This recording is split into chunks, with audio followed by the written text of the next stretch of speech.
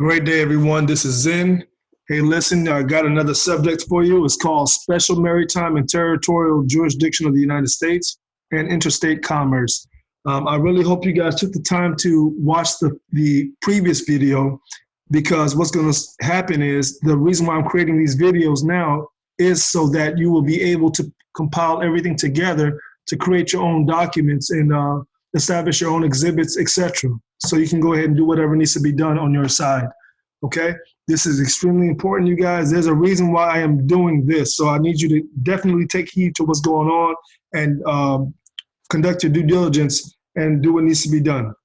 Okay, let's move forward here. Now, we're going to be talking about the statutes at large, contents, admissibility, and evidence, which you already know. We spoke about that on the previous video, but that's just setting the foundation again. An act to provide a government for the District of Columbia, February 12, 1871. You see the United States Statutes at Large here. The United States, the definition of the United States Statutes at Large here to find that information. I'm going to also be speaking about the special maritime and territorial jurisdiction of the United States defined, interstate commerce and foreign commerce defined, foreign government defined, and laws of states adopted for areas within federal jurisdiction, and all of the United States Statutes at Large pertaining to their such is found here. Okay. And again, we're going to be, well, the example is the laws of states adopted for areas within the federal jurisdiction would be the second state of Florida, which embraced the territories of East and West Florida, which said territories were ceded to the United States by Spain. And that's the United States Statutes at Large pertaining to that matter there. Okay. And a special exhibit I'm going to be showing you at the end, Interstate and Commerce Exhibit, proof how instruments from one state territory possession or the District of Columbia were forwarded via commerce to another state territory possession or the District of Columbia. Okay, you guys, let's keep this plain and simple. There's no need for in-depth conspiracy and or hearsay statements, okay? As you can see here, the little miniature chart here, parents, hospital, state registrar, approval from the governor, Department of Commerce, your respective state and the United States, Department of the Treasury, brokerage firm, and the Security Exchange Commission. There are some things I will not put on the video, okay? There's some things I just won't. Regardless of what's being said, I just won't. You'll either have to contact me privately, or you're going to have to do your own due diligence, okay? So let's go ahead and move forward. So again, let's start with the statutes at large, contents, admissibility, and evidence. Remember, that was on the previous video we spoke about. So let's make sure you're able to see it here as well. This is going to be a short video, trust me. Okay, so it's here again. Let's scroll down where it says the United States statutes at large shall be legal evidence of laws, concurrent resolutions, treaties, international agreements other than treaties, proclamations by the president, and proposed or ratified amendments to the Constitution of the United States therein contained, other than, okay? In all the courts of the United States, the several states, and the territories and insular possessions of the United States, okay? I hope you guys caught that, even though this is not the focus for today, but let's go over this main part here. Other than treaties, proclamations by the president, and proposed or ratified amendments to the Constitution of the United States therein contained, in all the courts of the United States, the several states, and the territories and insular possessions of the United States. Okay, so I just set the foundation. Let's go ahead and move forward. Everything I'm showing you is in reference to the statutes at large. Okay, so Act to provide a government for the District of Columbia, February 21, 1871. Let's go there.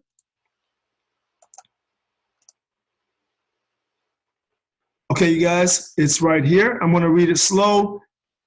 Please take this into consideration. Don't jump to conclusion. No hearsays. Think about what is being read right now. Like I said, there's just some things I will not say on this video, okay?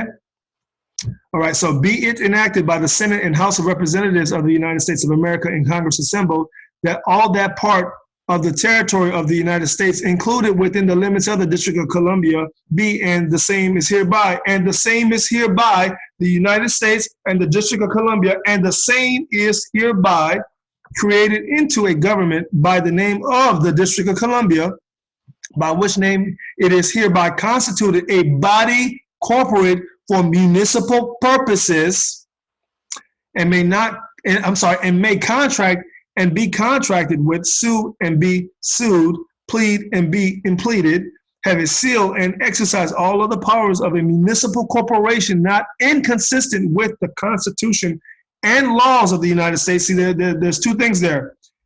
Not inconsistent with the Constitution and laws of the United States and the provisions of this act, okay?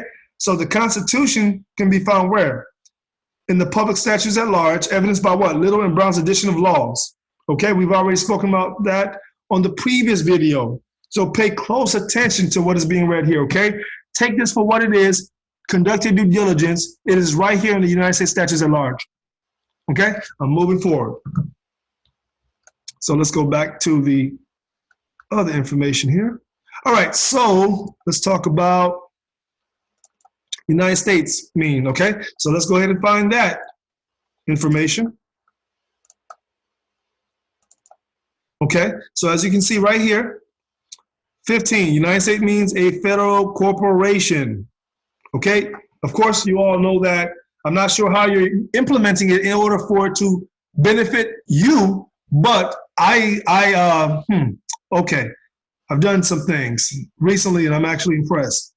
So, yeah, United States means a federal corporation, an agency, department, commission, board, or other entity of the United States or an instrumentality of the United States, okay? So you might want to go ahead and read in depth. Just because there are words and you see it on there, don't just say, oh, we all know that, or okay, we know what it is, okay, moving forward. No, there's a reason why it's in the statutes at large. You can do something with this. I kid you not. Regardless of what anyone says, you have to be proactive in regards to taking action. You don't want to just go ahead and cancel yourself out, all right? There's a reason why I am emphasizing on this information, because this stuff is real, okay? Moving forward. All right, let's go back to here. So I did 1, 2, and 3. Let's check out the next one. Is very interesting here. Let me make sure you're able to see the screen. Special maritime and territorial jurisdiction of the United States defined, interstate commerce and foreign commerce defined, foreign government defined, and laws of states adopted for areas within federal jurisdiction. Okay, let's go to that right now. Okay, so let's make sure you can see this screen. All right, here, so you have here, number 7, special maritime and territorial jurisdiction of the United States defined. The term special maritime and territorial jurisdiction of the United States as used in this title includes, I don't care about number 1, I don't care about number 2, okay? But number 3, yes, any lands reserved or acquired for the use of the United States and under the exclusive or concurrent jurisdiction. Exclusive or concurrent jurisdiction. Hint, 2 states. One state belongs to what? A confederacy named what? The United States of America. The other one belongs to who? The United States. Okay? Or should I say resides or was admitted? Okay? Let me not say belong because I don't want anyone to take that out of concept. Take that out of context. Okay, so again, any lands reserved or acquired for the use of the United States and under the exclusive or concurrent jurisdiction thereof, or any place purchased or otherwise acquired by the United States by consent of the legislature of the state in which the same shall be for the erection of a fort, magazine, arsenal, dockyard, or other needful building. Boom. Okay, so let's see if I can find an example of what was just read here. Okay, let's go here. Fine, I know exactly where to go. Florida, state. My apologies, you guys. Florida, states of Florida, okay? So let's see if I can find that section.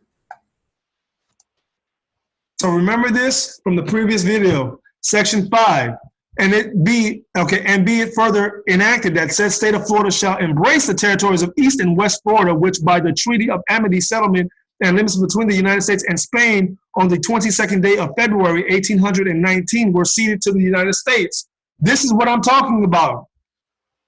Okay, this is exactly what I'm talking about. Section 5, I just read it. This is the second state of Florida. All right, so let's go ahead and go back to the chart here. So I just provided proof regarding the laws of states adopted for areas within the federal jurisdiction. Well, wait a minute, not yet. I just read something else. So let's go ahead and check out the other one here. So we just provided proof regarding the special maritime and territorial jurisdiction of the United States defined. So now let's go to the next one. I'm getting too excited here because this is going to get real good, you guys. Seriously. Okay, so now we're going to go to, don't worry about number 8. That's for another video. Let's go to number 10. Okay, interstate commerce and foreign commerce defined. The term interstate commerce as used in this title includes commerce between one state, territory, possession, or the District of Columbia, and another state, territory, possession, or the District of Columbia. The term foreign commerce as used in this title includes commerce with a foreign country, right? Okay, now foreign government defined. The term foreign government as used in this title includes any government, faction, or body of insurgents within a country with which the United States is at peace, irrespective of recognition by the United States. So irrespective, let's go ahead and check it out. Definition of irrespective is right here, not taking into account regardless of, okay? Okay, let's go ahead and move forward. Make sure you can see this video. Been having issues for some odd reason. All right, so now let's go to number 13. Here, laws of states adopted for areas within federal jurisdiction. Listen carefully. Whoever within or upon any of the places now existing or hereafter reserved or acquired as provided in Section 7 of this title. So let me scroll back up to Section 7 of this title. What is Section 7 of this title? Special maritime and territorial jurisdiction of the United States defined. Okay, that's what they're talking about. The term special maritime and territorial jurisdiction of the United States as used in this title includes, look at number 3, any lands reserved or acquired for the use of the United States and under the exclusive or concurrent jurisdiction thereof, or any place purchased or otherwise acquired by the United States by consent of the legislature of the state in which the same shall be for the erection of a fort, magazine, arsenal, dock, yard, or other needful building. Okay? I'm not discrediting 1 and 2. I can read it, I understand it, but I'm focused on 3 for a reason. I've already gave you an example of the second state of Florida on the first video and this video as well. All right, so let's go back to number 13. I'm going to read it again. Laws of states adopted for areas within federal jurisdiction. Whoever within or upon any of the places now existent or hereafter reserved or acquired as provided in Section 7 of this title is guilty of any act or omission which, although not made punishable by any enactment of Congress, would be punishable if committed or omitted within the jurisdiction of the state, territory, possession, or district in which such place is situated by the laws thereof in force at the time of such act or omission shall be guilty of a like offense and subject to a like punishment. Okay, you guys, you know what this means, right? You do know what this means, right? Listen to the title, Laws of States Adopted for Areas Within Federal Jurisdiction. Okay, I don't need to say anything else. I'm not going to further explain it. This is just plain and simple. Okay, I'm moving forward. Let's go back to the chart here. Told you it's going to be a nice and short video. All right, so it's time for me to show you the Interstate and Commerce exhibit. Proof how instruments from one state, territory, possession, or the District of Columbia were forwarded via commerce to another state, territory, possession, or the District of Columbia. Okay, like I said, you guys, let's keep it plain and simple. There's no need for in-depth conspiracy and or hearsay statements, okay? Everything that I'm showing you can be utilized in court if you choose to go that route, all right? If you choose to go that route. If you paid attention from the previous video, I'm showing you how to compile your evidence or evidences and or exhibits. Okay, there's a reason why I'm doing this. So let's move to the first exhibit. All right, so what you see here is from the United States of America Security and Exchange Commission, an attestation, okay?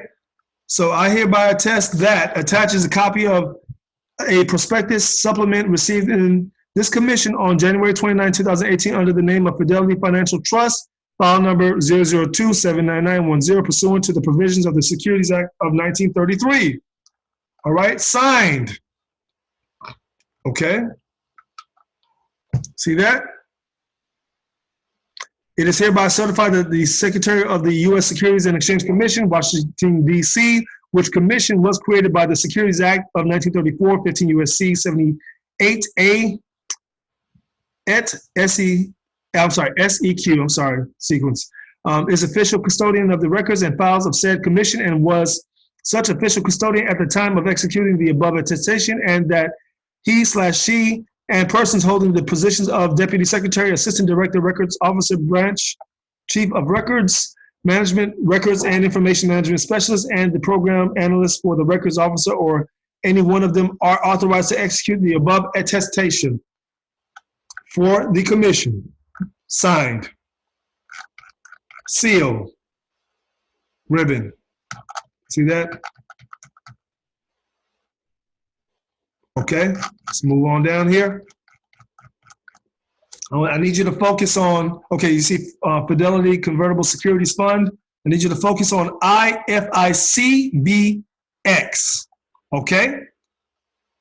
All right, Fidelity. Scrolling down.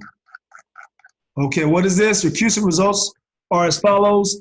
You guys, I had to go ahead and redact some information here, okay? Now, as you can see, the trade name, the BC number was here, and it's redacted.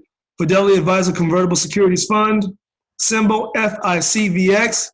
Like I told you, pay close attention to the symbol here, FICVX. Showed you that. All right, let's scroll back down. Okay, inception date, 2/19/2009. Net assets, redacted. Portfolio assets, redacted. Okay? Like I said, I'm not going to say a whole lot about this on the video. I'm just going to let you see trade name, birth certificate number. Okay? Securities, you can call it whatever you want to. Fine. We're just keeping it plain and simple. I'm just showing you proof regarding interstate commerce. Okay? This speaks about the fund here. I'm not going to read it. I'm going to go ahead and let you read it. Take some time to read it. Pause the video if you want to. Okay. That's it for this one, right? So I just showed you the first one, so let's go to the second one. All right, again, United States of America Security and Exchange Commission attestation. I'm not reading this again. You can pause the video if you want to. As you can see, this is a different person here. All right. Ribbon, seal. Okay, this time I need you to focus on FISHX. That's the symbol. All right. Fidelity Investments, again. All right, as you can see, trade name again, social security number, social security account number, whatever you want to call it, let's just keep it plain and simple. Fidelity Advisor Limited Term Municipal Income Fund, symbol FISHX, CUSIP redacted, inception date 12/24/1986. Okay. Net assets, portfolio asset, another pool here. Okay. You can read this. You can pause the video to read this part here. All right. So that's about it, you guys. Just wanted to go ahead and provide the information regarding what's happening, what's going on. Again, this was the special maritime and territorial jurisdiction of the United States and interstate commerce. If you have any questions, concerns, you want to email me, feel free to do so. It's all good. All right. If you have any questions, again, like I said, email me. I will not reveal or say certain things on the video. I just won't. Sorry. Okay. You guys have a great day. Take care.